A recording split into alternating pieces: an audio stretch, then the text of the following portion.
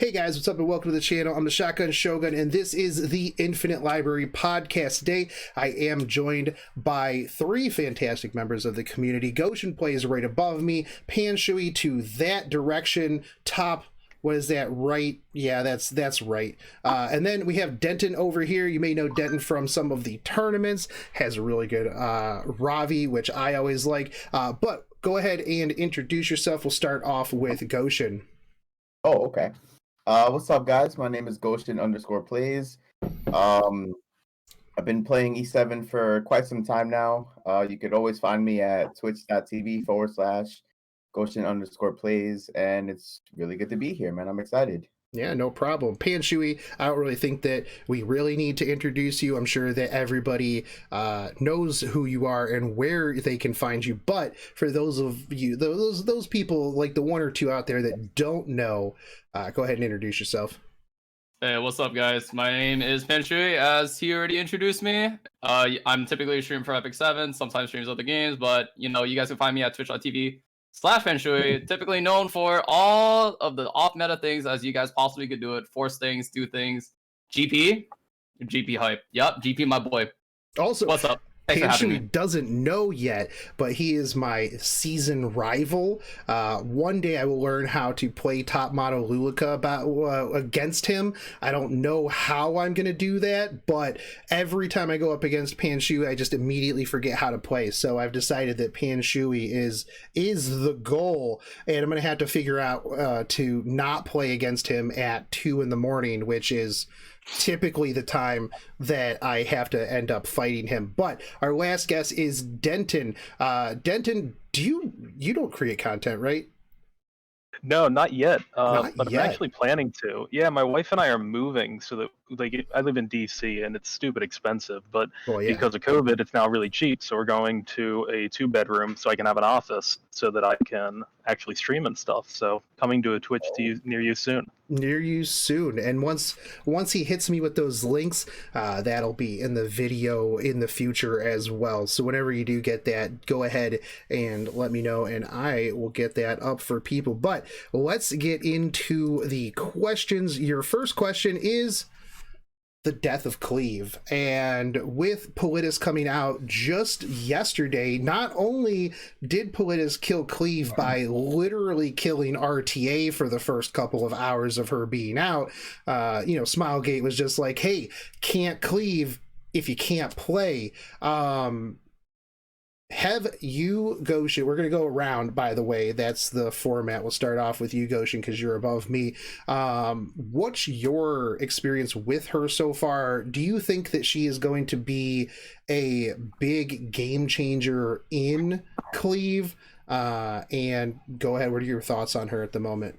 All right, so I was lucky enough to pull her. I currently have her at 246 speed, which I think is a pretty acceptable speed for her, since she does kind of mitigate the CR manipulation a bit. I think she is going to prevent certain cleave comps, but at the same time, if the enemy team is just exceptionally fast, she limits the potential for cleave, but I think they could still potentially do it regardless. So I feel like between 230, 250, if you can manage it, 260, 270, that would be more ideal for her. I did use her in Arena since, as you mentioned, RTA was basically canceled because of her. And I obviously put her up against teams like CDOM, Fletica, G-Perg, and I won a lot of the Arena matches with her. But like I said, I think that if the enemy team is already fast enough, they could still manage it, but she definitely puts in a lot of work, for sure. All right, cool. Panshui, what is your take so far? Like as Goshen said, currently she's very scary just because then her combat readiness passive is very detrimental for practically any kind of team or any kind of unit that typically utilizes combat readiness as a whole to really just move.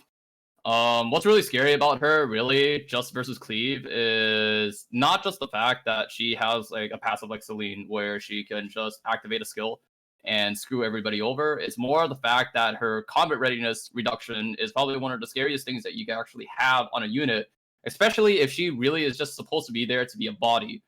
The fact that she just can just sit there and stop combat readiness as a whole, I feel like this is very scary. Just because there's a lot of cleave teams as of right now that literally just utilizes Athletica, Alots, CDOM. Maybe if they don't do that, they play like some sort of kind of setup where they do need to utilize combat readiness. Things like this is something that we have to pay attention to, especially when she literally just wipes off more than just one unit from the field. It's not just cleave. She can also be very scary versus like units. Could be like RB when RB revives, could be versus like Tempasurin, could be versus my own GP, could be versus like whatever unit that you typically enjoy using, but then most of the time they also have combat readiness as well. Like, LQC, I don't even know what else is there. There's going to be definitely some sort of combat readiness manipulation as a whole. As for how you would actually just build her, it doesn't. I don't really think there's like a proper build yet. People are still probably figuring it out. My plan is to build her as a damage dealer because then I'm pretty sure if she even takes a turn anyway, they're probably dead. The fact that she can just strip and maybe be a mage that hold Tog of Hells or even Abyssal Crown, they're probably screwed over anyway. Or people might just build her as complete tank, very similar to how they would build a Dizzy or just straight Bruiser. Or there's like she probably is one of the most versatile just because then the fact that she's a mage, she can wield mage artifacts, she has a lot of utility, and her passive is practically, if I'm on the field, we're screwed, right?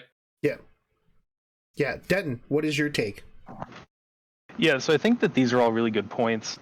She's the type of unit that's going to have to be a must ban once she's played.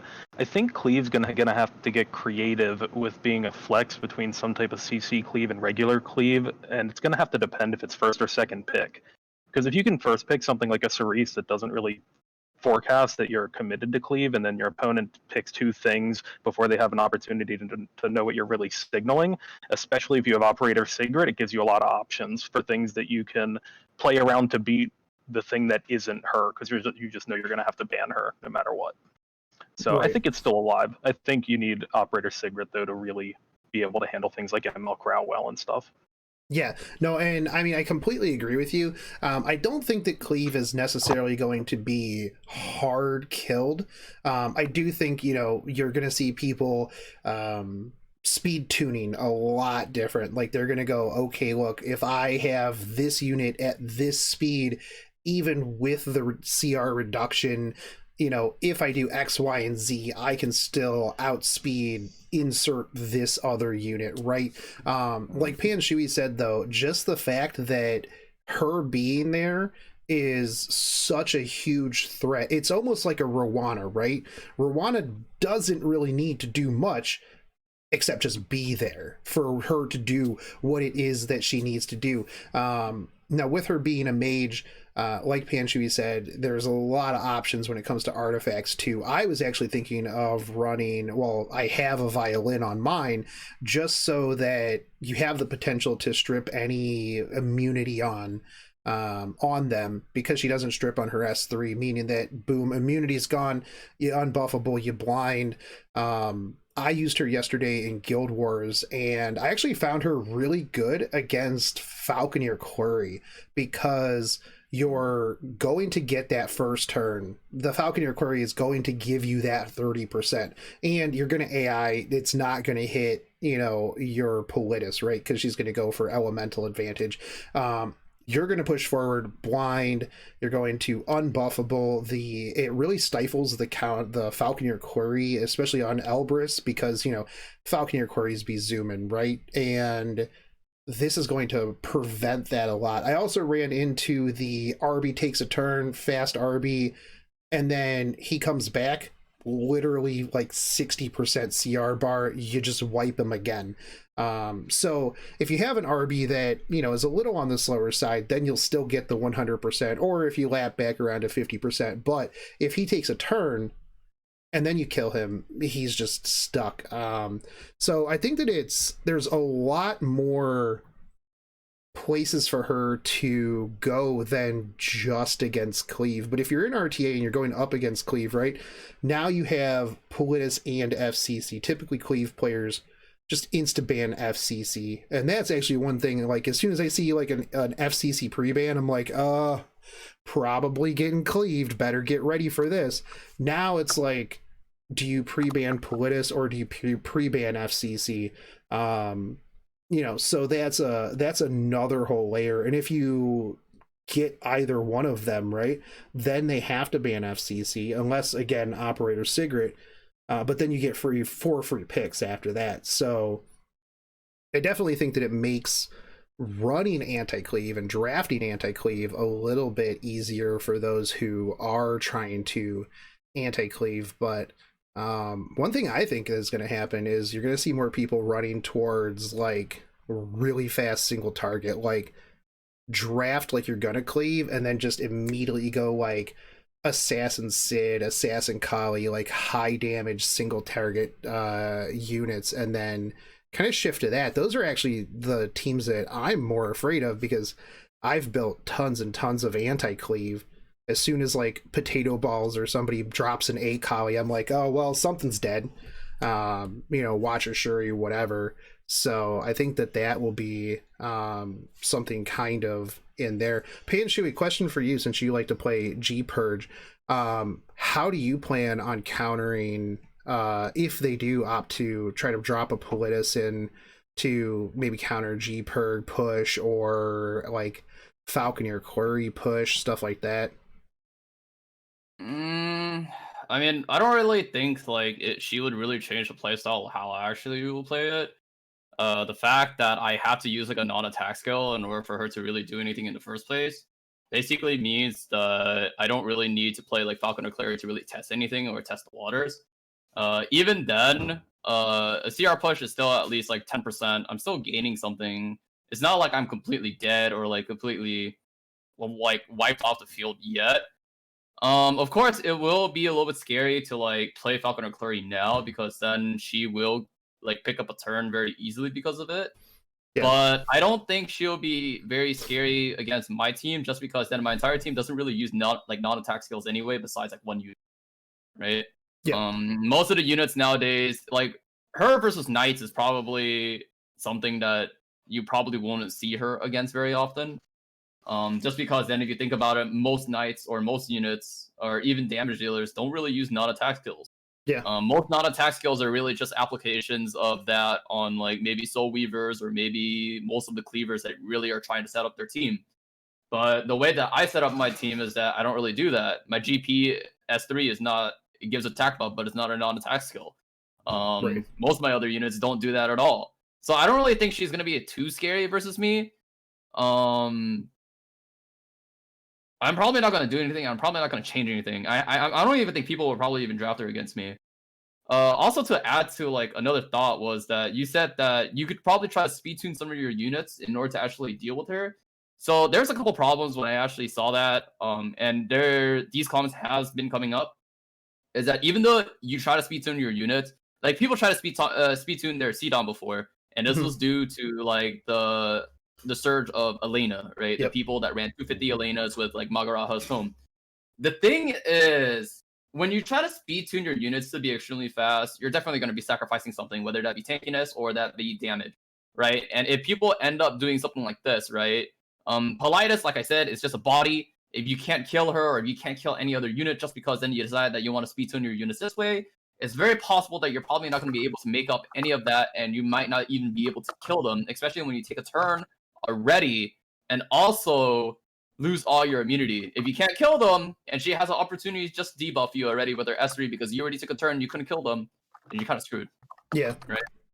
Yeah, no, I definitely agree that is kind of the detriment, because I know that I'd seen people running faster CDOMs just for, like you said, with the Elena, when that was a big thing, and then you just build your units super, super thick, and then the CDOM just doesn't kill, and then after that, you just kind of clean up. So as long as, so that is a little bit of a a questionable strategy, but I'm sure some people will attempt to try it. I think that, like Ocean said, if you have Operator Cigarette, that's going to be really big, because you can just pre-ban Politis, let them take FCC, and then you have to ban the Operator Cigarette if you're picking FCC. Otherwise, you're going to be in a bad spot, giving each player, giving the cleaver for 4 free units from there. Yeah. Yeah. Like you could basically force bans or like force them to pick certain units just to benefit your overall comp. So I feel like if you draft Politis, you could do exactly that. Like just pick her to potentially force her ban, so you could actually get your actual team comp that you want in there regardless. Yeah. And so I've I think also sorry. Oh, I was gonna say it definitely just adds another little bit of layer to the drafting process. Whereas I feel like with cleave, drafting was fairly straightforward for most cleave, if you were going just, pure cleave, not like control cleave or anything like that. So I welcome extra drafting, even though I'm bad at drafting. So And I think you'll probably see like, oh, sorry, go ahead. I'm sorry. To go back to Shogun's point with the acid acoli, I've actually seen that a lot in RTA and Challenger and like Masters Challenger, and I'm pretty close to Champion, so I assume I might see it there too. But I've seen a lot of acoli and acid picks lately too. So it's kind of funny that you mentioned that. I've already started to see that shift, where a lot of people are picking really fast single target damage dealers like that. Well, kind of on that point, I think cleavers are going to have to develop like a core base of speed imprints, because acids are going to get through in the draft a lot more now than they used to. Like when you were going against cleave, you could almost guarantee you got a 4-man squad through because they had to ban your acid, and now it's going to get through. So the cleaver has to be faster. Yeah. But I mean, definitely see a lot of watching series too. Yeah. Go ahead, Panchui. I definitely feel like, as for most cleaver as of right now, I've been noticing a lot more, but the way that they're gonna draft now is probably they're gonna be focusing a lot more on their damage dealers. It's no different from like the standard how we go like 3 utility, 2 DPS kind of drafts that we're currently existing as of right now. I think what they're gonna do is try to draft like 3 DPS in the beginning instead of setting it like picking up the setups first. Picking up setup right now is no different from just showing off your draft, just because then the best way to counter cleave is really to counter your setup, right? Whether that be, hey, look, I'm gonna counter your Cerise, I'm gonna counter your F10A, gonna counter whatever turn 1 that you're trying to use to set up your team. I'm pretty sure the way that cleaves are gonna respond against most of these drafts now is most likely they're just gonna be drafting, okay, I'm just gonna pick whatever damage dealer that I'm gonna pick first. I'm gonna pick my RB, I'm gonna pick my whatever unit, Basteria, CDOM, or I want to say CDOM, right? CDOM is, I still consider, has more as a setup more than like as a damage dealer. And, or like, what else is there? I wouldn't say Tomoka either. So like any unit that is just raw damage, right? Units that typically just are not designed to like, that are designed to be set up by like a specific set of units. People are probably going to do that instead. You're probably going to just see like a load of like a shit ton of DPS, and then afterwards you just see like maybe transitions, because then you can easily transition from like 2 DPS into like 3 knights even if you want to from a cleave position. All right? Yeah. And I think that probably is how Cleaver is going to play now. They're just going to be contesting the super annoying units first, and then they last pick their setup. Right. Yeah, no, I can definitely see that kind of shifting a little bit too. Not only that, but it hides what their intention is a little bit more, because like you were saying, you can go 2 DPS, which we saw a shift away from, especially like last season with tank meta. It was, hey, let me pick as many tanks in the very beginning as humanly possible. So now it'll be, I'm gonna pick the contested DPSers and then fill out from there. So it'll definitely be interesting. I always kind of enjoy to seeing how units that do stuff like this impact things in like the middle of a season. It's kind of like when ML Crow first came out, and it was just like, oh, this whole meta just kind of shifted over here because of this one unit in like the middle of a season. So it'll definitely be interesting to see how she shifts things. But we'll move on to our next topic here, and that is the new tower, good or bad.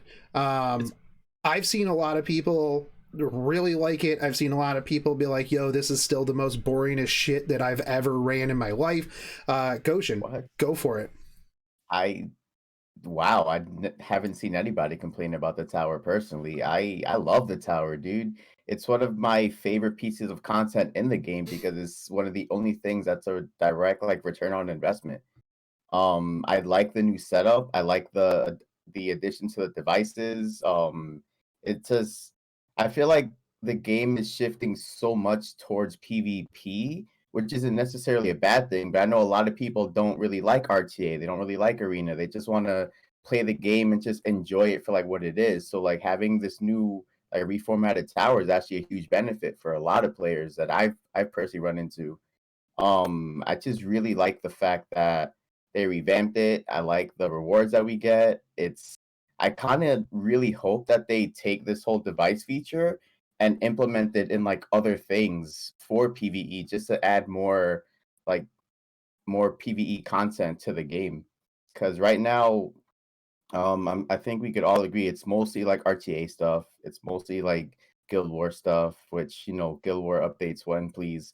But I think the tower is a very good step in the right direction, and I'm really looking forward to see what else they might be able to implement with it. Cool. Panshui. I personally think it's great. It's probably just a really refreshing content where it feels very short, very appealing. It's very satisfying to actually really just watch the gameplay. It's one of those things where it's like, oh, holy, I just got like a shit ton of like ranger buffs. Is like, what can I do with this? It's like the combinations that you can actually pair up with it is very appealing, because then everyone loves looking at big numbers. That was like the beginning of Epic 7, right? Like everyone picked like attack boost, they go all damage, crit damage, attack. It's like a return of like that era, and something like that just like kind of satisfied like my inner accomplishments of like, hey, look, I get to see big numbers now. Like my units are doing really, really, really big damage, and that to me is very good. Like it's still auto, right? It's content that people still auto, and being able to still auto it, but also being so eager just to watch it is a great change, right? It just shows that the content's really fun. I mean, the only gripe that people probably have with it is probably because it's probably just one thing. It's like, why is it so short? Like, why is it just 25 floors? I wish I could do more of it. I wish I could do like, I wish I could just refresh a tower and do some more of it. But you can only do it like bi-weekly, right? Yeah. Well, I'll tell you some of the gripes that I've heard, but that is after we hear from Denton. Mm-hmm. Yeah, like I wish I had a more interesting opinion that was different, but I also just think it's great. Like, and I'm notorious for hating PvE content. I can't tell you the last time I did an arena attack. I haven't done the new Abyss yet. It's just like not my thing. But if anyone's like a Magic Gathering player or used to be, like this is like the Timmy and everybody, where you can go with your combo deck and try and like combo off in one turn, and it's like the coolest feeling ever. That's like exactly what this is. So, I mean, my Vivian was doing like 70,000 damage blenders, and like who doesn't like to see that? Yeah, so one of the gripes that I saw, which it just completely blew my mind, was this isn't fun. I'm just watching the game play itself. And I was of the same opinion of Panshui, right? It is auto, but I want to see like my Baiken just get like bleeds all over and like see how many bleeds I can get and explode. I want to see the biggest numbers humanly possible. And I feel like in this game, right, when it comes to PvE, there's two forms of PvE. It's auto, or it's an RNG shitfest like Abyss. Like nobody likes RNG shitfest Abyss. Like after you get to a certain like the top like 100 floors, like it's not fun. Sometimes maybe, but a lot of times it's just you spending a half an hour to almost get to the end and then just get effed by RNG 15%, whatever. But I think that it is it's fun to watch, and I think that shortening it down a little bit every 2 weeks isn't too bad. Now, if it was like still 100 floors and I still got all the devices and I did it once, I mean, I would still like to watch like all of the, you know, all of the way up. I mean, 25 I think is more reasonable, because there was sometimes, like especially like day one of the month, that I would just sit down and just hit the button. I'd have it on like another screen, and I would just hit next floor for like an hour, and I'm just like, this is killing me. I'm not even watching this. I don't care.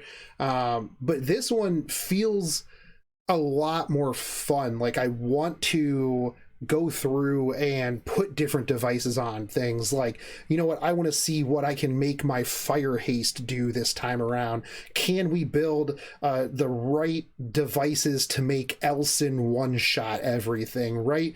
I think it adds a lot more to just using less used units, and then still getting, you know, free press button, get rewards, right? I do think that, like, for the people who might not be able to do the top tiers of like level 4 or something like that, like the resetting and having to go back through everything, kind of a pain. But I understand with like the devices, right? Because you're gonna have to work your way back up with devices. That's the only thing I can assume the way their programming was. But I think it is kind of interesting. I would like to see maybe like Hell Raid Plus, where you have to go in and, let's say you get like a specific device and you have to build a team around that device in order to beat like one of the bosses, like Queen or something. It'd almost be like the Dagger Sakar missions, right? I thought that added a lot to Hell Raid and the game in general. But if you could do that like every week, right? Let's say that Hell Raid EX Plus had devices. That would be pretty sweet. And actually make it where like you kind of have to use those in order to beat the bosses. And like, let's say you have an option where if you beat the boss without a device, right, you get like an achievement or something along those lines. I think that's a good way to go for PvE, because they do need to have a little bit something, you know. RTA is good end game because it's endless and whatever, but the PvE would be fun. And I think it's a good step in that direction in terms of PvE. Now, speaking of PvE, we have a lot of NPCs in PvE, right? And everybody has their opinion on what NPC they would like to see from the story, from whatever, implemented in the game. So, what is your top NPC from the game that you would like to see implemented as a character in 2021? What element and class would they be? Goshen. Am I not allowed? Is it only one? Can I have 3? No, you can just have one. Just one. I'm gonna have to say Kana, dude. I would love to have Kana come out like tomorrow or yesterday would be better. Honestly, Kana would be my #1 pick. I think she's super dope. I feel like she would hopefully not be ice. I wouldn't mind if she was Earth, to be honest. I wouldn't be opposed to that much, but definitely Kana. I think she would be a lot of fun. I think I would assume she would have like a AoE S3, like something similar to Landy, but like something that would also set her apart, because we all know Landy is pretty damn strong. So if Kana could be something similar to Landy and come out like in like 2 weeks, I won't be opposed to it. Fair. I'm actually kind of surprised that they didn't put Kana out. They've put everybody else out. Maybe all we'll get throughout this whole story, this part of the year, is just going to be robots. I mean, and Mort. Robots and Mort, that's pretty much it. Panshui, who is it for you? I think it has to be like the gatekeeper that Mort went against. I thought he was a really cool guy. Yeah, he was actually the guard, or I don't remember what it was, but something about him gave me like a very chilling feeling where he's like, this is like your anime sensei. This is the guy that, is just really, really cool. I'm not exactly how sure. It's like that vibe that you get that that he's gonna be like that one person, the main guy that you had to like somehow beat, but you just don't know how. Yeah, the old master. Yeah, exactly. Like the guy that you, the protagonist, have to beat in order to reach your next level, right? This is your goal. I mean, yeah, no, I thought that dude was super cool as well. I mean, I'm always down for another spear wielding dragon daddy. So, and he's probably an old dude, and old dudes in anime, the most badass guys, right? You don't get to be old in a world like that without being an absolute Chad, like original Fire Corvus. Denton, who is it for you? Oh man, top non-playable character I want to see playable for 2021. It's gotta be Mort himself, because he is definitely not playable right now, and I would love to see him get to a place in 2021 where we could rep Dragon Daddy 100%. Damn. Wow. And I triple F it, man. No, but seriously, it's probably strays for me. My buddy Hasio would kill me if I didn't rep a little bit of edgelord in this. Yeah, so I mean, hey, we know that he's coming, right? Probably somewhere in the year, I would imagine. Now, the question is, do we get the badass knight straws, or do we get the Shota straws? That's the real question. Probably get both. Probably the latter of the two, actually. We probably won't get the super badass night straws. It's gonna be Shota straws, and everybody is gonna be super mad. Super. Just have him transform. Just have a transformation form like Tamron. Skill change. Exactly. His S3, he turns into the badass knight, and then he goes back to being the Shota. For me, it's going to be Katenka. 4 arms, 4 weapons. I would want some sort of like, she's gonna have capped dual attack chance, except she just dual attacks with herself. That's what it's gonna be. I was always surprised. There's like so many units that they like, so many cool ass NPCs that they put out in the game that they just never bring out. And I was always a big fan of her, but I know that they're not going to, because literally in the 2-year anniversary, it was asked in the Q&A whether or not characters like Katenka are going to be coming out, and they were like, no, she's not relevant to the story anymore. So feels bad, man. But yeah, that would probably be the one that I would want a lot.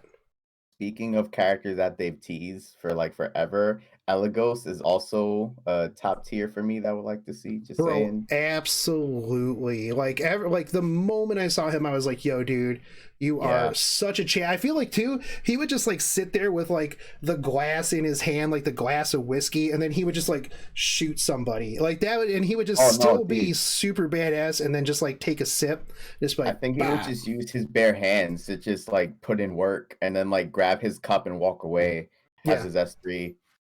Yeah, absolutely. No, I as much as I want a lot of these NPCs, I also wish sometimes they would chill with units, man. Like bookmarks, please. Everybody that comes out, I'm just like, oh, I need this unit. Now the next one is going to be an interesting topic here, and this is going to probably be the longer, the meaty one. This is why I kind of left this one for the end.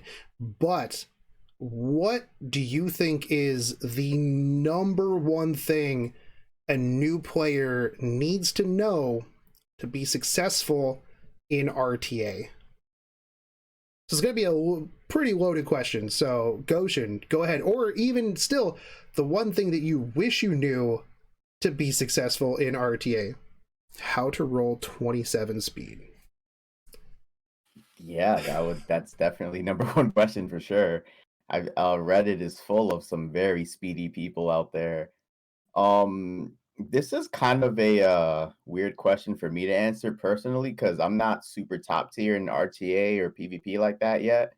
I've just recently started to like really like try to climb up and stuff. I'm like 40 points away from champion in RTA, which is like pretty big to me personally, but I'm not like you. I'm not Penshui, Sky King. Like you guys are like you guys are gods. But like for me, what I've recently started to learn and am very thankful for the community is that so many high level RTA players and PvP players in general have been making a lot more content lately. So it's like really good to like watch them. But I feel like you just have to play to your strengths, man. Like I don't have the fastest units. We know that speed is like pretty much the most important stat in the game realistically, but if you play to your strengths and just build what you can to manage, I think you'll be okay. I feel like that's the biggest lesson that I've personally learned. So like from watching Panshui, I actually built G-Perg very like purposefully because his G-Perg is literally a savage.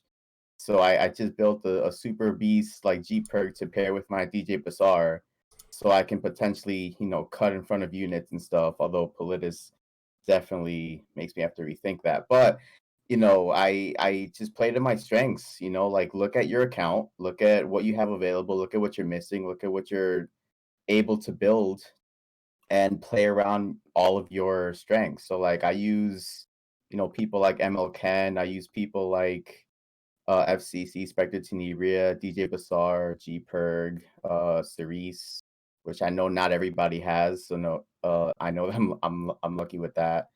But I wish I knew like team comps better. When I was like earlier into like really pushing into RTA, knowing like different team comps, different team synergies and things like that plays a very big part. Like you don't have to be the absolute fastest, but if you can pair specific heroes together that have the right synergy with their abilities, it can go a long way. Like I use DJ Bazaar with Water's Origin so I can get pushed up if I get hit hard enough with G-Perk paired together. So I instantly get like a significant CR boost, and then DJ Bazaar also pushes up. So I potentially get like a 45% CR boost between those two characters alone just to help me get ahead when I know that I potentially can't outspeed. So I feel like just looking at what you have available and trying to make it work with like the team synergy is probably the most important thing that I've at least learned. And it's helped me a lot because I used to think that I had to be like the fastest man alive to get like past like masters and challenger and stuff. And now I'm sitting comfortably in like higher challenger, like chilling, like not really stressing it too much. So that's the biggest thing that I could pretty much say about that. All right, fair enough. Panshu, I'm actually skipping you because I know that you're going to talk for a really long time. So we're going to let Denton go before we have to end the stream because Panshu has been talking for 45 minutes about RTA. Oh, that's great. So mine's probably a skill that someone would have told me I had to focus on early. And that's when you're drafting, learning when to try and take tempo back. I feel like a really common mistake for early players is they try and draft by answering everything that their opponent's doing, and then you find yourself at the end of the draft with no pressure, and your opponent can kind of do whatever they want. Doesn't matter that you countered everything because you're never going to kill them. So I think finding an opportunity or specifically building units that allow you to take tempo back and put pressure on your opponents so they have to start reacting to you a little bit is really important. I actually probably, for a while this meta, I tried to play F10A and built up a bunch of CC characters and stuff, and I dropped probably 10 percentage points in my win rate trying to do that. And when I rebuilt units, I had forgotten that because I was so scared of F10A. And I kept trying to answer CC and just kept dying. And then finally, once I started picking RB and SSB and Alencia and stuff again to try and take tempo back, started getting wins again. So I'd say that's probably the biggest thing for me. Okay. All right, Panshui. All right, so these guys basically said like they have really similar problems, and it's all about team composition. I can really tell you guys right now that my biggest tip is probably work on a base. Work on a base. Work on like the core of your team. Like you need to think about your utility units and what you're trying to set up. Right? If you have no utility, you have no setup. It's practically no way that you could really answer to practically anything. Things like this is why I say an example is like for any kind of cleavers, right? The only way for you to set up like damage dealers, you need to have like Athletico CDOM and so on. You have to think about your setup. For like knight players, even knight players also has to think about like their core, right? They have to have a base, and then they can actually start drafting like different counter picks according to the enemy. Personally, the reason why a lot of people are very confused, at least whenever they're playing RTA, is because then they don't focus, they don't think about their core, and then they start playing with counter picks too early. And when you're playing something like this, it kind of screws things up, because then you kind of forget that this is what I'm very comfortable with, but then also like this is what allows my team to actually work in cohesion, right? And that's like the main thing. Right? It's like why units such as like Emerald Crown works is because then it's an Adamant and Aureus draft. Or let's say, for example, like if you were to draft like in cleaves, I guess it's like maybe like Athletico CDOM, or like maybe like A lots plus something, right? There always has to be like a base. There has to be a starting point for your draft. You could start it early, you could start it late. You could think about it like you could think about your early drafts, but then you can also think about like how your entire team is going to be set up, right? If I set up like this is the base that I want for like my first 2 or 3 units, I would be playing these damage dealers, right? Because then there are certain units like counter picks are very flexible. They're called counter picks for a reason, right? You're only going to pick them versus this kind of situation. You're not going to pick them early. You're going to wait until like your enemy ends up picking them, and then you deal with the rest. You just all you need to focus on is like, this is my core. This is what I need to draft myself around. And if I draft around my core, I'm pretty comfortable, and I know nothing will happen. If I need to draft speed in order to counter, I will draft speed. If I need to draft like some counter versus RB, I'll draft that. And then if I know that I can be very comfortable with like the first couple of units that I actually have in my draft, typically I should be pretty okay, unless like my last couple picks are typically like really wrong, right? But I think that's really my main advice is focus on the units that really set up your team in the first place, or the units that are typically protecting you in the first place. Whether it just be like Adamant Aureus, turn 1 units such as like F Clary, A Ras, or whatever unit that really helps your damage dealers really pop off. Work on those units first. Think about those first, because then those are the only ways that you can't be drafting like 4 DPS and assume that works, right? It's the same thing that goes for knights. It's like if a knight team doesn't really have Adamant Aureus, what are they going to do, right? Yeah, I thought you were about to say you can't just draft 4 knights and make it work. And I was going to be like, Pan Shui, we both know that that's wrong. You can draft 5 knights and you're still good. Well, last season you could. This season, not as much. I mean, each knight is still built for like specific problems. It's like how people use like a Tywin and stuff. It's like the reason why people are able to use a Tywin is because then they draft Emerald Crow. The reason why people draft like FCC or like other combinations of knights is just because then the enemy is using this or that. And these are like the ways that you have to think. It's like I could play it like there's plenty of knights, right? Of course, like people enjoy it saying like it's 5 knight meta and they just do this. But like knights also counter knights, like how Crow counters LR Crow and stuff, and that's why people pick that in synergy, right? It's like Adamant Aureus combo. It's like there's like a lot of things. There's a lot of things you have to think about. What are you talking about? Sui Stark doesn't think. He just picks 5 knights and just goes with it.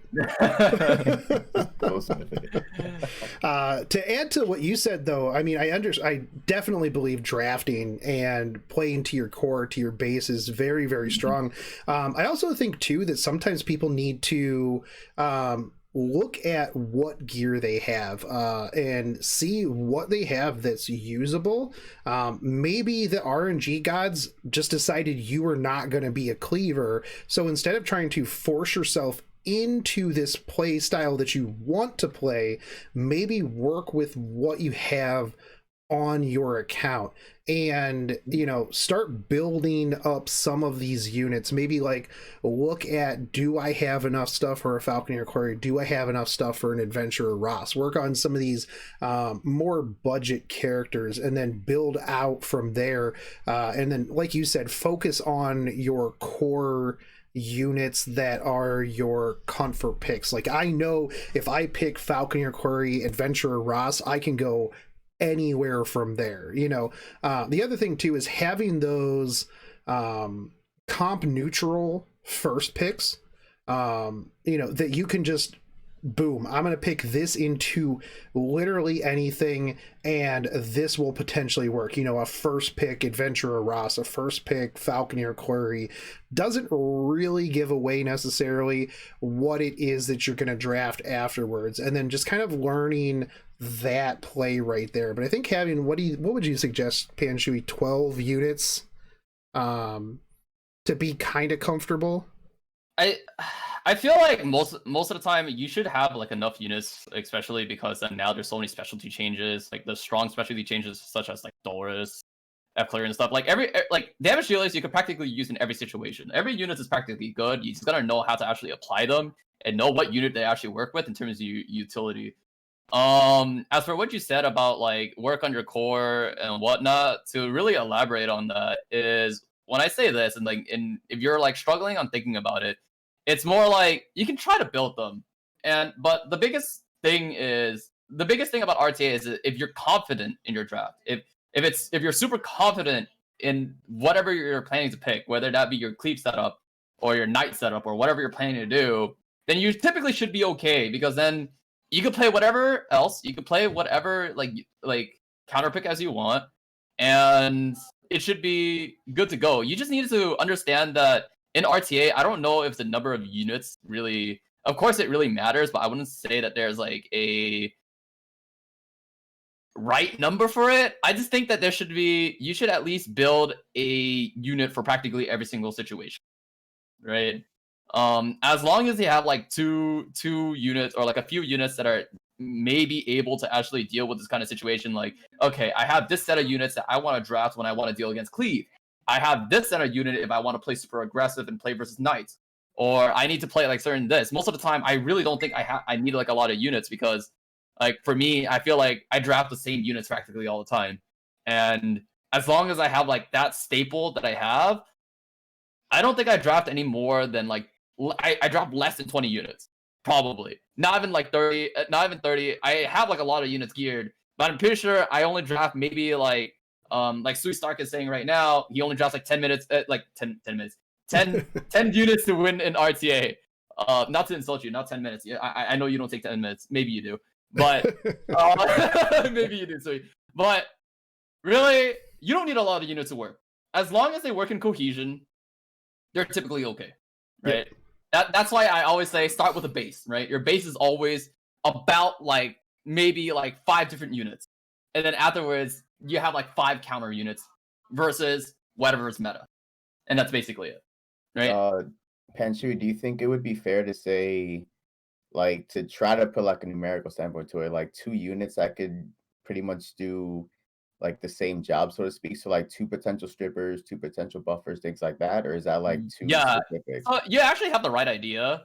Having 2 of practically both jobs is actually really, really good, because then you can actually draft them as like, I have 2 turn 1 units, I have 2 strippers, I have 2 this. It's actually really good, because then when you're in the ban phase and whatnot, of course you're going to be in this kind of predicament where it's like, you might trap yourself as like, I know it could play like turn 1. It's like, I drop 1 turn 1 unit, and then I dropped another turn 1 unit in order to like make sure that if they decide that they want to ban my Falcon or Clary, they can't ban the other unit that I'm planning to pick, whether that be Basar, Cerise, or so on. You do have the right idea. It's the same thing that goes. The reason why it's like you're always drafting like 2 knights or 2 DPS, right? Because then if they ban, like if you only draft 1 DPS, then I'm gonna just ban that DPS, right? If I only draft 1 knight, well, I'm just ban a knight, right?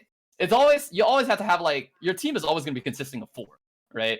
So that's why it's like at the end of the day, you're always gonna be thinking about like what really sets up my team first, and then afterwards, don't trap yourself into a draft where you end up like picking random units, but then you start realizing like, oh wait a second, they're just gonna ban what this like DPS, that this is the only DPS that I have, and at that point you're just gonna lose. Same thing that goes if I only draft 1 knight, right?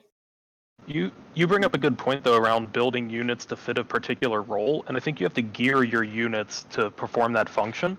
Like I feel like a lot of times people go into Discords and ask for feedback on units, and you hear about how other people would build that unit, but they're building it for whatever role they wanted it for. Like A Taiwan, for example, there's the debate going on right now about effectiveness versus crit damage A Taiwan. Just know like what the function you want that unit to serve in your team comp is, and like build it to serve that. I think that's also really important. Yeah, exactly. I agree. That's the thing. You have to build it according to what you normally draft already. If it doesn't work with your draft, don't build it that way. Don't try to copy other people's build. Yeah. Try to copy somebody's build and assume that's going to work immediately. That's just like, that's not how it works. If that unit build doesn't work for your team, like if it works for someone else, will it also work for your team as well? Like you gotta ask yourself that. It's like, do I play this way? Does my play style allow me to play this specific way? It's the reason why people don't play like GP as much as I am, like I do, right? It's just because then they can't figure out how to actually use them or how to actually fit them in. But what I do is that I set them as my core. This is what I look at, right? Although now you guys will ban GP versus me, but I have ways I can play around it, Right. See, that's why I was saying like to like look at your account and look at like what you have like for your strengths and your weaknesses. So like to touch on what you said specifically, right? I used to think that way. I would literally just be like, oh shit, Shogun has this really cool looking like whatever, like, oh, let me build it just like that. And then it doesn't work with like my play style or like my draft style. And then like I built my G-Perg like to try to copy you, and I'm like, wait, this works. It's working, but now I need to build a team that will revolve around it, where it'll benefit me and like my play style, my draft style. So I appreciate that you said that because it kind of called me out directly. But I also I'm trying to basically have 2 units that can complete like very specific tasks. So like I have like 2 to 3 like AoE strippers, like 2 to 3 buffers, like 2 or 3 tanks that could kind of mold around like certain units. Just like Shogun said, how it's always good to have like neutral heroes that you could first or second pick that could coincide with pretty much any team comp. So I feel like that's also a major benefit to do. I like that. I really appreciate you for saying that. Yeah, I think another big thing too, and to just keep going off of what you were saying, Panshui, with like learning how to build the unit to fit into what you want. I see a lot of people ask me about my Dizzy. I run just a high attack Dizzy. A lot of times too, I'll trap people in drafts because I'll draft, Dizzy, A-Ross, whatever, and then like 1 DPSer just to see if it baits them out to, ban my Rylet, and then, oh, bamboozled, Dizzy was the actual DPS all along. But that doesn't necessarily work for everybody, right? Maybe, like you should be building the high effectiveness Dizzy instead of the bruiser Dizzy.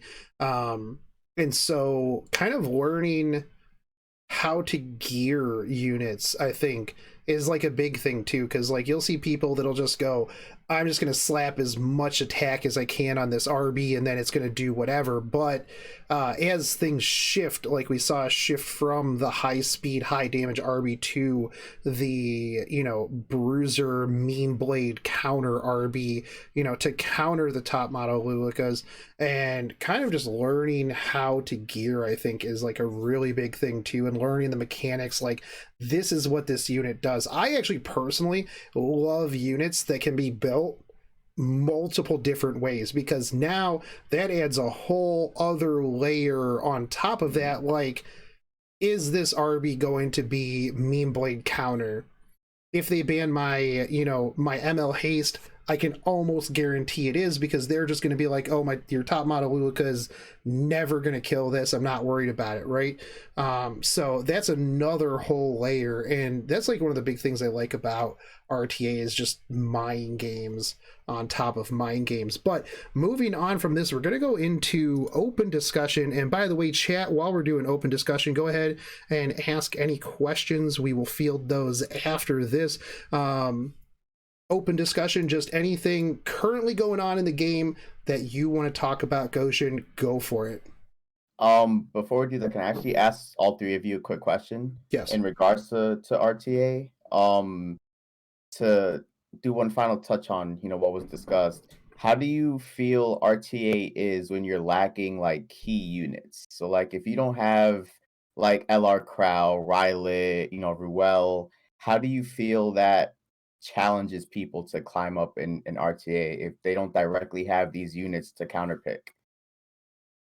Like, do you think it's like a major like factor where it's like near impossible to climb up, or do you think that it's not that big of a deal where you can still manage?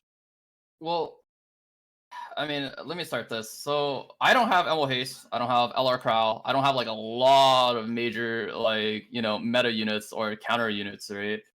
The way that I typically play this is like I have to compensate by building like a lot of off meta units to actually see if they can actually fulfill the same role. And if there's like another solution that I typically do it, this is the reason why my GP ends up being like one of the more popular picks. Like I just know like for sure like this is the problem that I have, right? I have a problem dealing damage. I need attack buff. I need a way to actually be really annoying. I need a really beefy unit in order to be in my comp. This is what I think of. You have to think about what your composition or what your draft is actually missing. And what I always do whenever this happens, especially when you don't run it, you don't have like enough units, right? You have to ask yourself, why did I lose in the first place? Right? Did I not have enough damage? Was I missing something? Did I not have a solution for this or that? And when you don't have something like that, then I mean, this is a little bit harder for like new players. New players or mid game players or wherever they are. Their reason why they struggle is because then your unit pool is typically extremely small to begin with. They don't really start off with practically every unit. But let's say, for example, if you're a little bit more established, you're a bit of a veteran, you played for like well over a year. If you're still lacking units, then I'm pretty sure you're most likely going to have some like other cheeky picks up your sleeve in order to figure things out. You have to mess around and think about units that fulfill the same role, because then I'm pretty sure there's a lot of units that fulfill the same role, but you just probably haven't thought about it because then they're too off meta anyway, right? It's the reason why like people are like, talking a lot of crap about Basteria, but for some reason, how is Basteria able to actually use in my team? It's like, oh, well, I just build her as a damage dealer. I just build her similar to a Kayron because then I could set her up with GP. That's it. That's really all there is to it. It's like if I'm missing an attack buff, then okay, here you go. I'll just build this attack buff because I think it will just synergize with my team. And that's it. You build according to like what your draft is missing. Yeah, exactly. To echo that, I think that the other thing too is Epic 7 really releases a lot of side grade characters, and you'll see a lot of people complain about that, right? They want the power creep, they want another SSB, but it's like, for me, I like having another option. You have all kinds of different characters that it's like, this character is phenomenal at doing this thing, but this character can do that thing plus this other thing. So this is usable here too. Like Pan Shui said, like Bryceria can work in certain situations, right? Good counter picks, building off meta units, right? There's a lot of units right now. F10 Cerise is a big problem, but the people who built Kitty Clarissa ahead of time because they were having problems with anything, they're a little bit ahead of the game because Kitty Clarissa is making a resurgence against things like that. There are a ton of different ways to kill meta units. I mean, Arby has 700 counters. So you kind of work with what you have and kind of build some of those off meta side grades until you can get that unit. So and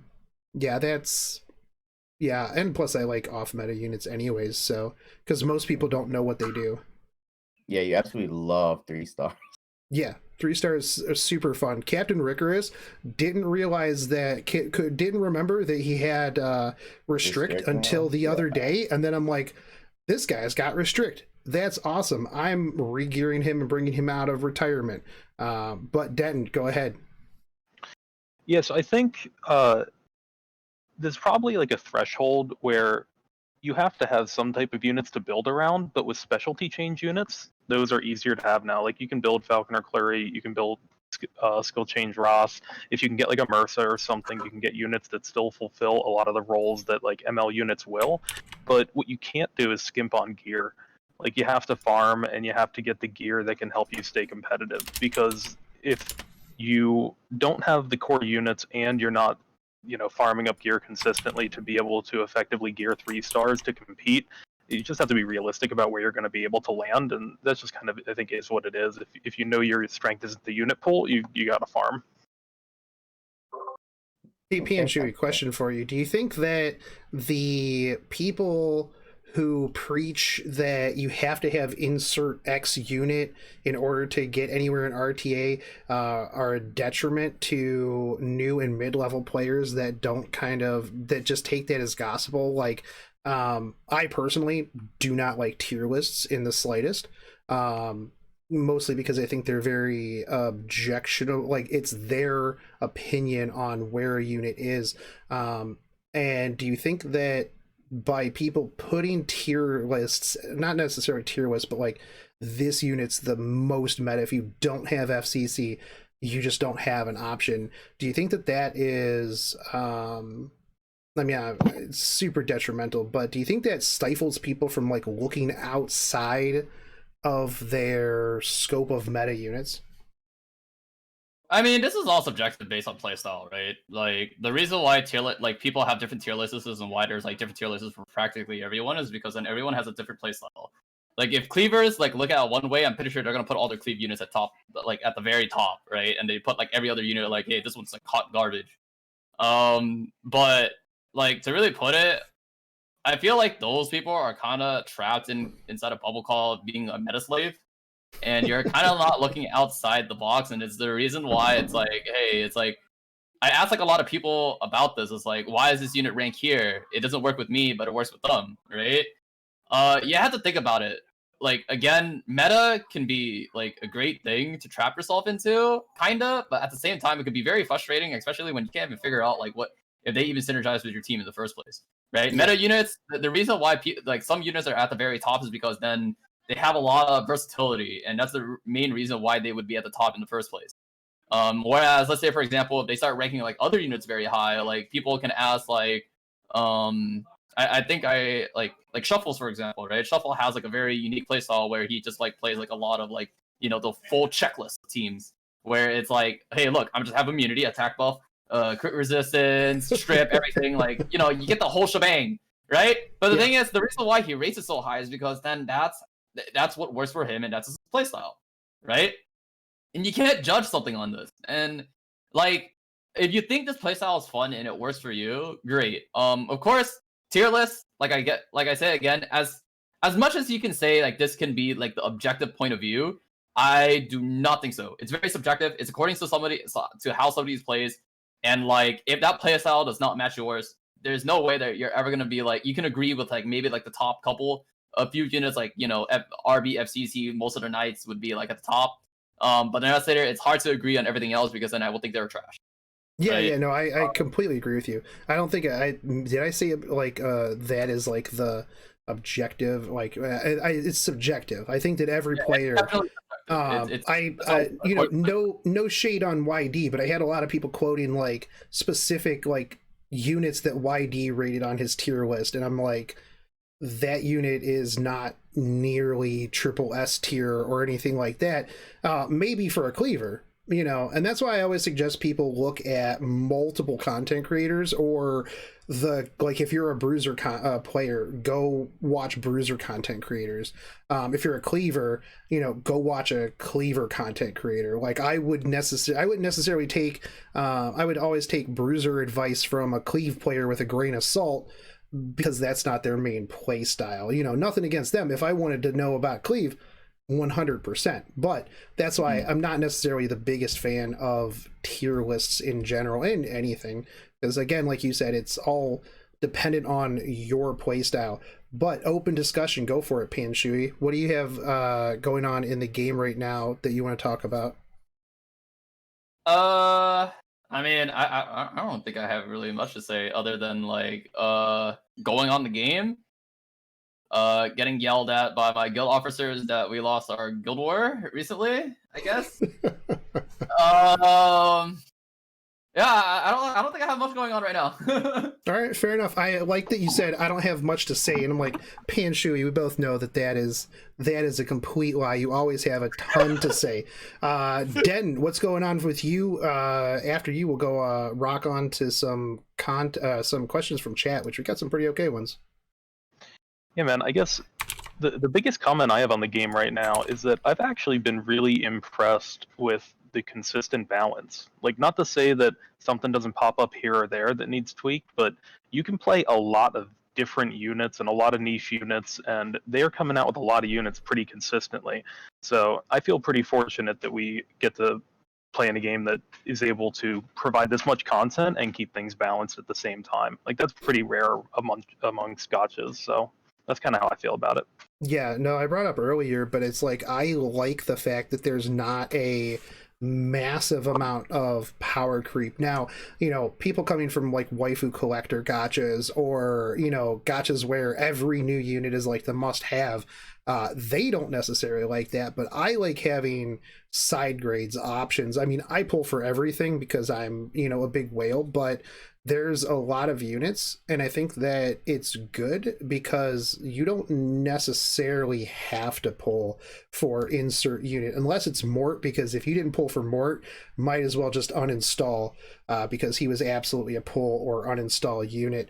But the balance is really good, and I like that they come back through and they balance things. I wish that they would nerf stuff though, and not give out selectors. I think that nerfs would be healthy, but they kind of pigeonholed themselves into, if they nerf anything, they have to give out a selector now, or else everybody will just be super upset in one start of the game. But we're gonna go on to questions from chat. Let me pull up my thing here. So first one's going to come from Keldar. How do you guys go about crafting? I feel like I'm doing something wrong by just rolling what has good substat combinations instead of actually looking for specific gear for specific heroes. I'll let you guys go first on this one. Go ahead, Goshen. When I'm rolling gear and stuff, first I'm looking at the type of unit I'm trying to build, and more so what role I want them to fulfill, like they spoke about earlier. I typically, well, ideally, right, you kind of want speed on everything, but you also want to figure out how you want to use that unit. So like, for example, with Politis, who's a big hit right now, nobody knows exactly how to build her, just like Penshui said. But I typically try to go, decent speed, fairly tanky, so she doesn't potentially get one shot.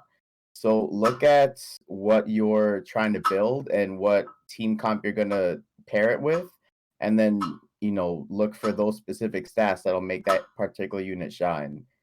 So, like Denton said earlier as well, people will post units to be shown, and they'll ask for feedback, and then we can give feedback, but we don't know how you're going to use that unit, where you're going to use them, and so on and so forth. So just figure out that and then just take it from there. That's like the quickest answer that I can give. All right. Panshu? I completely agree with Goshen. Make sure that you guys classify your units according to like their role. Most units typically run on the same gear anyway. Bruisers will always be running like crit damage, attack, HP, or basically a assorted range of like stats.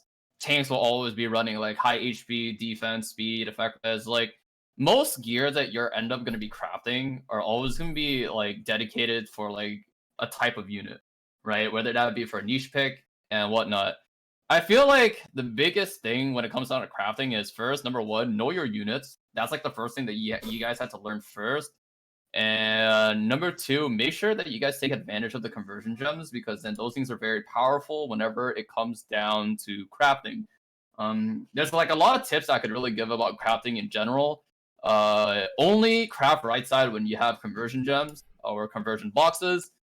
Because then it's very difficult for you to actually pick out one accessory to say the least and say it's going to be really good. Most of the time you could end up really dry after like 30k crafts like I do, or so on and so on. There's like a lot of other tips like from other streamers like Electric or Kenny14. He says craft primarily left side gear. I completely agree with that, just because then it's super easy for you to get like substats that you want like early on, especially because then they don't really roll on main stat, right? And I think that's basically it. It's just like pay attention to what you're trying to gear, know the niche units, know what classification the units are actually in, whether that be a bruiser, tank, or DPS, or speed unit. And also be careful when you're crafting for accessories. Only craft them when you have conversion gems. And lastly, if you don't have any conversion gems, focus on crafting on left side gear, because then they're the easiest to actually get upgrades on. Yeah, I agree with that. I also think that a good idea is to learn what substats fit into what role. Is this substat good for a support character? Is this substat setup good for a DPS? Is this substat setup good for a knight or this other unit? Does this have both effectiveness and effect resist and a 1 speed roll? Fucking dump it. Just absolutely immediately trash it. 1 speed is an insult. That's my rule. That's probably not a good rule, but I hate 1 speed. It is like a big middle finger to me. But that's typically how I do it. Like, I put pieces of gear into like a bucket. Like, this is a speed bruiser piece.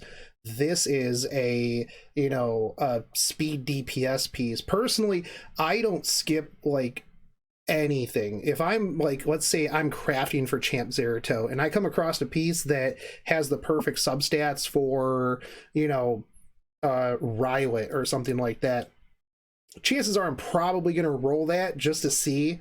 But the other thing too, +3, +6, maybe +9 if the other two roll good. But like, if you get 2 min rolls on +3, +6, probably not worth your time to take to +9, right? Because even a max roll is going to make all of those other rolls still subpar.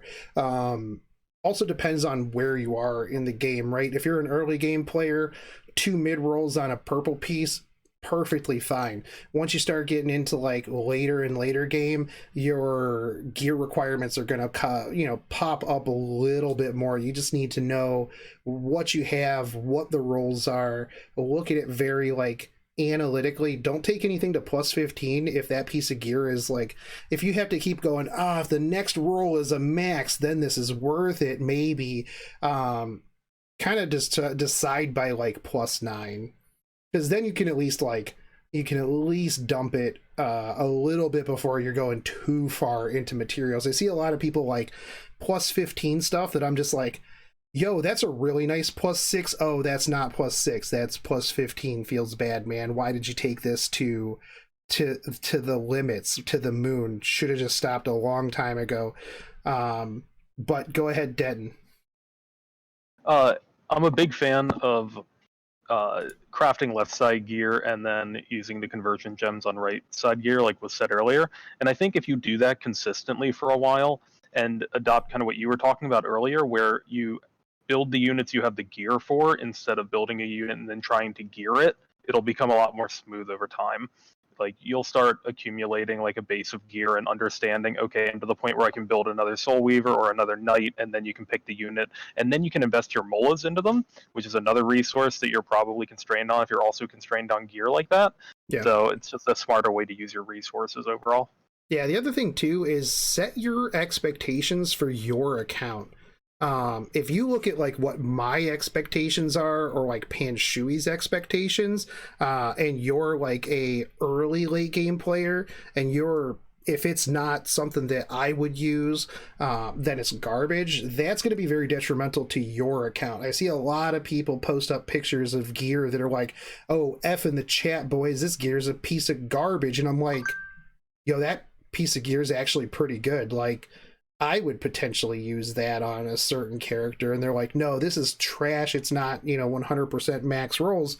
And I think that is a big detriment. People see, big streamers, Omega Whales crafting, and like, if it's not 20 speed, they just go, meh, this is garbage. It's not fast enough for me. And then that puts them in a detrimental mind state when it comes to crafting. The next question, though, is going to come from Suey Stark. He wants to see your ML Haste build, Panshui. Didn't I just say that I don't have one? Right. So there you go, Panshui. Or Suey Stark, there is Panshui's build. It is pretty OP. Just don't have one, and then you don't have to build it. Next question, though. What is your take on the surge of big streamers playing the game? I don't think there's a huge surge. It's just Lakari and Cutie Pie at the moment, unless there's like one or two others that I'm not too sure of. But Dyrus might be playing the game. Okay. So to answer this, what I think about it is this is mainly because of, I'm going to tell you the truth, it's because of Genshin Impact. We said this multiple times, and this has been a topic on like different discussions on different podcasts before, but the main reason why is because of Genshin Impact, they're literally opening their, like, other people are opening their eyes to other gacha games in the market, and they're trying to see what's better. They're literally playing, like, you know, the gacha genre. That's just what it is. And they want to try more games because of Genshin, right? And what Genshin has literally just introduced is basically the PC gamers to mobile games in general. And it's getting more acceptable for like a lot of other people to actually also play mobile games in general, right? And that's the very reason why we're starting to see like a lot of growth in like different kind of mobile games before, like we haven't seen before. And also it's like we start seeing like other people start playing like Epic 7, right? And I think this is like probably a really cool thing that's currently happening to Epic 7. The fact that, you know, we see like these big boys literally just coming out of nowhere and also streaming Epic 7 and having fun with it. I personally think that's like a great feeling for content creators and for the game in general. Right? It's very fun. It's like it's like us back in the day when we were struggling so hard to really just like get somewhere to like have fun with the game, just watching Lakari literally just like get like memed on every single time. It's like, oh my god, I got 50%. Like, oh, he's not experiencing all these things, and it's very thrilling. It's one of those things. It's like, oh, it's like a nostalgic feeling, right? Or like back then when I was a new player, this is how I felt. It's the same. It's the same way. It's nice to see that they're enjoying the game when they're first starting it out. Yeah, it's also nice too because I feel like it's gonna bring some new blood into Epic 7. You know, like you said, Genshin Impact brought a lot of normies into the mobile gaming sphere, right? So they go, oh, Genshin Impact, I ran out of, you know, stuff. What other games can I play on my phone? Oh, there's Arc Knights. Oh, there's FGO. Oh, there's E7. Oh, there's this game. Oh, there's that game. You know, and I've seen a lot of them just like jump from game to game to game to game to game, and it is nice that some of them are sticking with Epic 7. I'll be honest, like dumpstering Lakari with my Danger Doggo, his reaction was the best $3 I think I've ever spent in my life, because he's just like, bro, what is this, a dog? This guy's gonna bring a dog? He's like, I'm gonna outspeed everything. And I'm just like, oh no. Even chat was just like, oh, he doesn't know. Oh, he doesn't know. And then it was super fun. But I think that it is really good for Epic 7 in general, just to get that infusion of new people. I also agree with that, and I again like what Penshui said about how it's like more acceptable, so to speak, to like play like mobile games and gacha games and stuff. Because like I was one of those people that like really hated mobile games. I thought playing games on your phone was the dumbest thing ever. And then I like played Clash of Clans and I was like, this is amazing. And then I played like all these other gacha games. And then like I discovered Epic 7 and I'm like, I literally only play mobile games now for the most part. Like my friends like, yo, bro, like you know, jump on this game or that game. And I'm like, nah, dog, like I gotta farm Wyvern. Like I'm busy. I'm sorry. Yeah. I also like that a lot of like bigger content creators and stuff are playing the game because it also adds to our community. Like the Ep 7 community is actually pretty dope. And I just think it'll further secure the game's like longevity. You know, like the more people are playing it, the more content they'll potentially bring out, the longer the game will be out, the longer we could actually enjoy the game. So I think it's an overall win-win, like in general. I think before we say it's a win kind of situation, I still think Epic 7 needs to take advantage of this current surge that's currently going on because like all these people are joining Epic 7. I personally think that they need to start making a PC port for this game. Like, just make sure that they capture this current audience now before it's a little bit too late. Like, I Agreed. know it's been like a long year. It's been like they've been adding a lot of content. They need to take advantage of this hype as of right now, and don't lose it. Like, don't lose it while you already took their you already caught their attention, right? Make a PC port for this game. Make sure that it this wider audience literally gets to know the game even further, and literally just make this game what most other mobile games has already tried to do before, which is like, let us play it on PC. I don't want to play an emulator anymore. I don't want to lag anymore. I want to have the proper connections, have the right applications, and do things on my PC. Like put it on Steam. There's a lot of cool games that are on Steam. Some of the games that are very similar to Epic 7 is like Yoji, but people don't really know the game really because then they don't really market it very well. But as I say, we know that Genshin has a PC port and they have been doing really well with it. And their previous games such as Honkai Impact has also made a PC port because of their community actually pushing for it, right? Yep. And I think it's very important to catch this audience, and it's really important for the growth of Epic 7. They need to do it. They need to take this opportunity while they can. Right? I agree, dude. Epic 7 on Steam would be so lit. Yeah, that's a really good idea. I also think it's one of those things where there's just more time for people to be playing games right now. Like, we're still in the middle of a global pandemic, and people are starting to get bored of the shit they've been doing forever. And so I think it's natural that they, see what else is out there and try out some new games. And I think we all know once you start your first gacha, you're done. So yeah, you're pretty much you go down that rabbit hole, and there is not often a return from that. No, there isn't. Yeah, so the last one we're going to take, because we've been going for a little while now, this is from Nobuzerk. What do you guys think about the Smilegate strategy to release garbage units and then buff them rather than nerf the strong ones? Go ahead, Goshen. I'm not sure how to answer that really, because I do dislike that they don't nerf units, so to speak. They're just like, hey, these units are barely used. Here, look, we're trying to make them usable. I for example, I still think haste is trash, but I'm trying to think of it from a developer standpoint. Not that I am one or anything, but it's kind of hard to bring out a new unit and they'll immediately be balanced. So I think they're trying to bring out units in a way where it won't break the game, where they'll have to go back and nerf them and do extra coding to get something changed or whatever. I can't imagine it being easy to just bring out a unit and then Politis, for example, breaks the whole game. I think they should allow us to play test certain units before they release them. I think that'd be pretty cool if that was ever some type of possibility, so we can kind of see where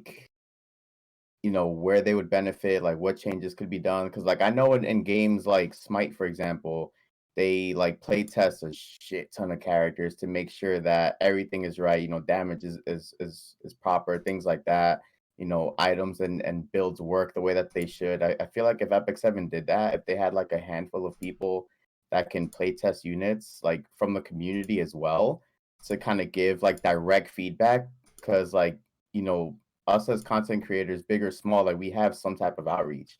So no matter who you are, your opinion is going to matter to somebody. So if they could get certain content creators to kind of play test certain units, sign an NDA or whatever, so they don't tell people what's coming out, that would be a really big benefit, because we are constantly in direct contact with the community. So we more or less know what people are looking for, what people are complaining about. And I'm not saying that Epic 7 isn't, in touch with the community, but I feel like we're closer to the community in a sense. So that would be my biggest opinion on that, realistically. Cool. Pinchy? I mean, my opinion when it comes down to this kind of thing is I really want to put it out is that it's actually a lot easier to buff a unit, to start them weak and then start buffing them when they're strong, just because then when you start nerfing a unit, it ends up like it could either be very dangerous or very not so dangerous. So when the character starts off very weak, you can easily expect that, this is what needs to improve on this character and so on and so on. But then again, this is a gacha game, right? And the fact that you have to live in fear knowing that, hey, this unit is going to be very weak, but then there's a chance that it's going to be very strong later, I feel like it's a very, very bad habit, but that's the biggest problem when there's like so many units in the game in the first place. When there's like this many units in the game, any niche unit can end up being really, really good. And the fact that if they end up being super strong in the beginning, it's going to be very difficult to actually control them right after they get like nerfed. Like a good example is like basically during the time of like MLR and like ML Ball, right? Those two were literally the most overwhelming gods. Like literally nobody has a way to deal with it. FCC was not released. We practically had like almost zero solution to actually deal with them. And when this ends up happening is that when they start off super strong, but then when they start nerfing it, they just like become like non-existent. I think that's like the biggest problem when units end up being released to be like, god tier levels of meta changing. And when this ends up happening and it's not an incremental change, I feel like that actually breaks the game a lot more, because then we get to see power creep, not exactly anything else. And I think that would be a lot more dangerous than if a character were to be starting off weak and then later introduced later as very, very strong. Right? But this is very I feel like this is a very controversial topic. There's a lot of ways that we could really put this. I personally think that it's really hard to find like a middle ground, especially when nowadays they're just bringing out like niche units to counter like the main meta units here and there, and eventually they just ends up like these niche units ends up being like, oh my god, I gotta use them like so much. For a hot second, Panshui, I thought you said that they were bringing out units to counter the maid meta, and I was like, yeah, everything that comes out it actually counters maid. I mean, that's what happens when it's like collateral damage. Is like when a unit just fulfills like this one specific role, right? And when that specific role ends up getting screwed just because of it. Yeah. I don't know. I can't really say too much about it. At that point, it's like, just like either fix the unit right after they release all the niche, or I'm not exactly sure. Yeah. Where to put it. Go ahead, Denton. I'm actually okay with it. I think the developers have a responsibility to keep the meta kind of rock, paper, scissors and cyclical. And if they don't come out with units that help address problem units, it's going to stagnate. They could nerf a unit into the ground, but then people who spent money on it are going to feel, like crap about it. So I'm okay with them coming out with units that do that. And I actually don't think that it completely cripples units. Like, everyone thought Rowana was going to be the death of SSB, and we still see Rowana played pretty consistently. I guess I should say my opinion is like solely through the lens of RTA, because that's pretty much the main content that I play. But the pick and draft phase and ban and pre-ban mitigates a lot of those like really niche characters completely shutting down your entire strategy, unless you like walked into it in drafting, and at that point it's a skill issue. So right.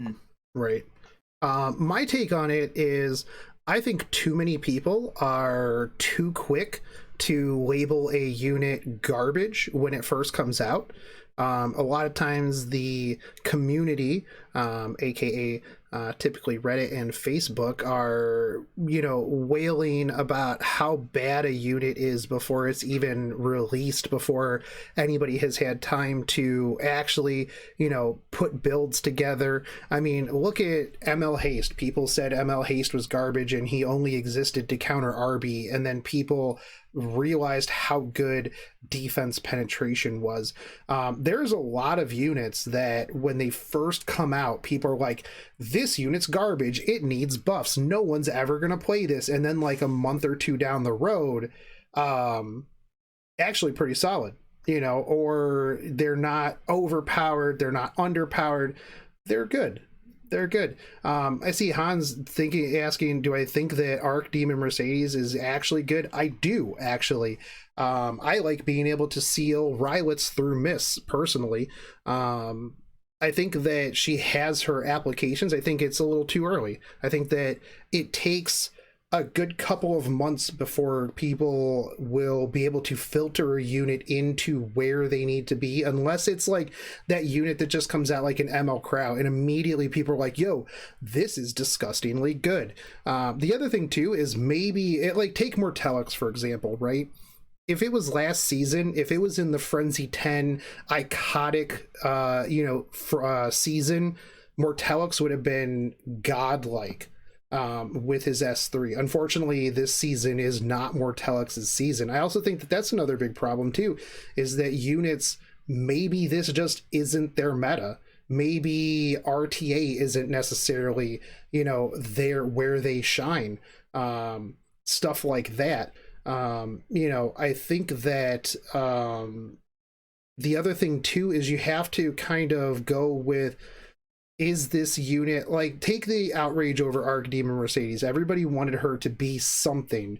Maybe it doesn't fit your playstyle. That doesn't necessarily mean that the unit is bad or garbage. It's just a different playstyle. Not every unit has to be that plug and play unit. I can put this into any team and it's going to do what I want it to do.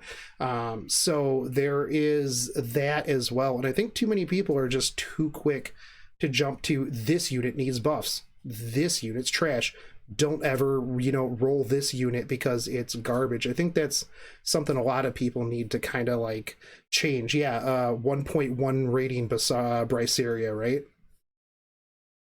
And like, just have fun, right? Like, pick units you're gonna have fun with and enjoy the game with. That's like what it is at the end of the day. Yeah. And the other thing too is it goes back to what I was saying. You don't have to roll for every single unit. Like, maybe it's a side grade. Maybe you can save your bookmarks for the next limited that people will complain about and say that Elfelt needs buffs. I think one thing that people need to understand is whenever you guys are choosing to pull for a unit, understand that the unit at least needs to fulfill the role that you're going to be trying to put them in. We have mentioned this multiple times before, but if you end up pulling for a unit that that you already have like multiple units that are already built that is dealing with a job, and then you end up calling it crap, I feel like at that point it just doesn't fit your playstyle, and you kind of basically just like fucked up, right? Understand what you're pulling a unit for. There shouldn't be any fear of why this unit is like, oh, this unit is gonna get buffed. It's like, I should be pulling for this unit. Know your playstyle first. Know what that unit is gonna be replacing, even if it does get buffed, and know what it's actually gonna be trying to do. It's like Landy is no different from like for the people that are, like, didn't pull for Landy, right? It's like, oh, she's so bad, but it's like, what were you guys trying to use her in the beginning, like to begin with, right? If you were just planning to use her as like a damage dealer or against this in the first place, then understand the role of the unit, right? Just as long as you understand the role of the unit and you know what you're trying to like pull it for. Like, I'm trying to pull Politis because then I want to use her as an anti-cleave unit because I don't have many solutions. Then that should be your intention. Right? You shouldn't be having this fear of like missing out or anything. Like, none of this FOMO stuff. Right? You shouldn't have it. Like, just know, as long as like, this is what I need. This is what I should be like looking to pull for. This is what I'm missing. This is what I should be pulling for. Right? Yeah. Don't try to like start pulling, like, unless you're like a waifu hunter. That's the only time when you really have the fear of missing out. Right. Right. Yeah, if you're pulling for aesthetics, for looks, then I mean, gameplay is secondary. I just think too many people, though, just want every waifu and or husbando to be the unit that fits into their playstyle, and when it's not, they're super mad.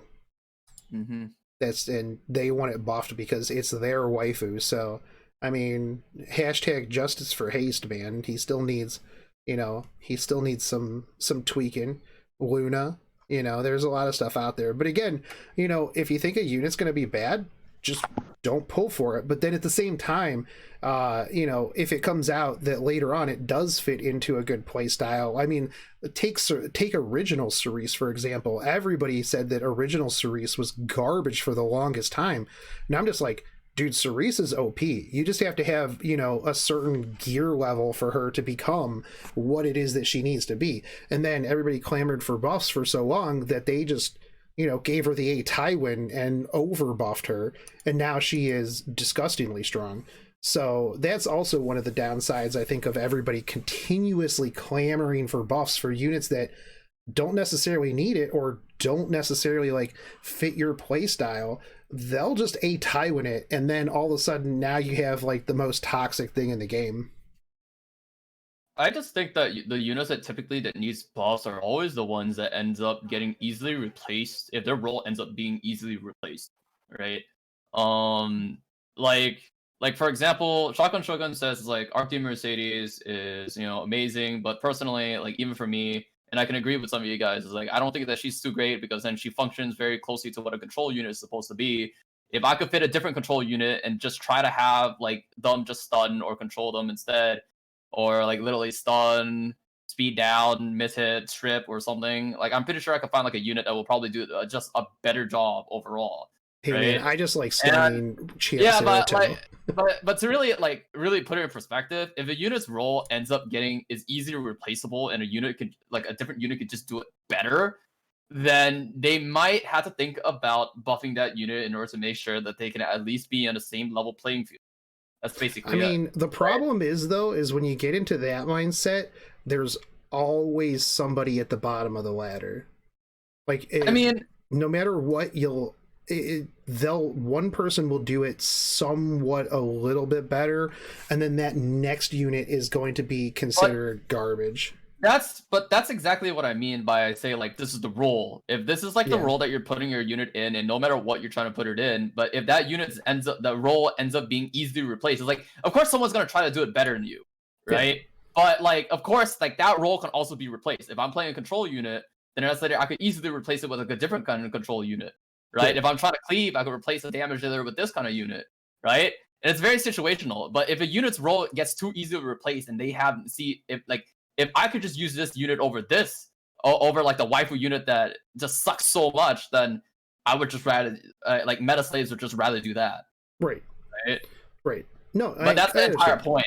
Yeah. It's like if like for me, it's like if like someone does a better job than like I guess if somebody does like a better job than what Basaria does right now, then I would completely agree that maybe she doesn't feel good enough. But right now, there's not a lot of units that actually fulfill her role of stripping and putting like doing a lot of damage, and there's the only other next unit that basically has that kind of same survivability and also does like a strip and debuffs is practically, honestly, I don't even think there's any.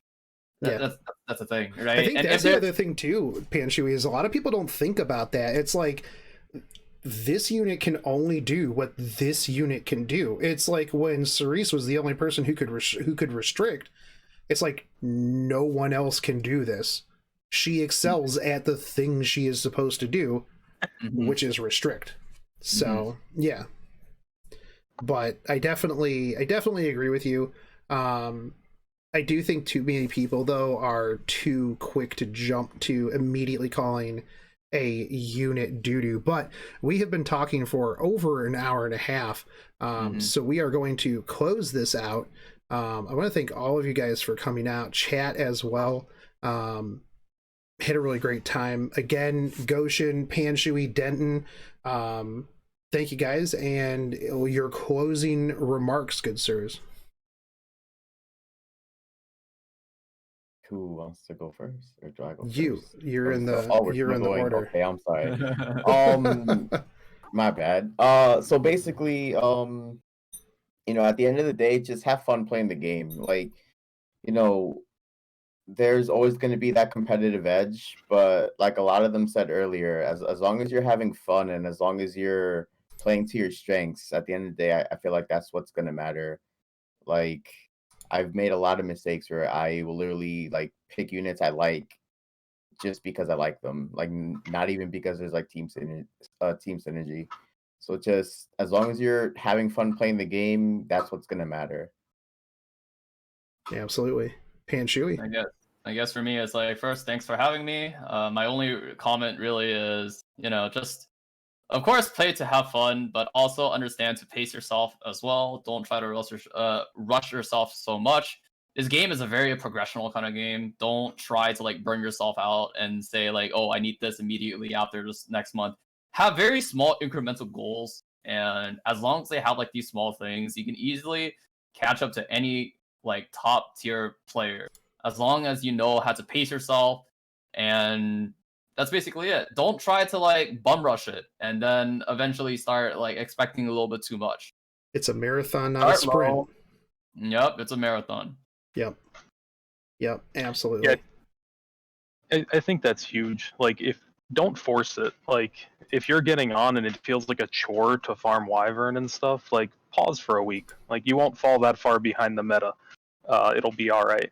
So I think like that's definitely huge. The podcast has been fun. I appreciate the invite. So thank you for inviting me on. It was a good time. And I wouldn't be Free Havoc if I didn't make sure to say fuck Seth. There you go. That's all I got. All right, well, thank you guys all for coming out, and all of their information will be down in the description down below. My dog already heard me do the outro voice change, so they think that they're going outside, which they will be here in a second. But if you are new to the channel, as always, like, fave, subscribe, go subscribe to these guys, watch these guys, and I'll catch you guys on the next one. Take it easy, homies. Peace.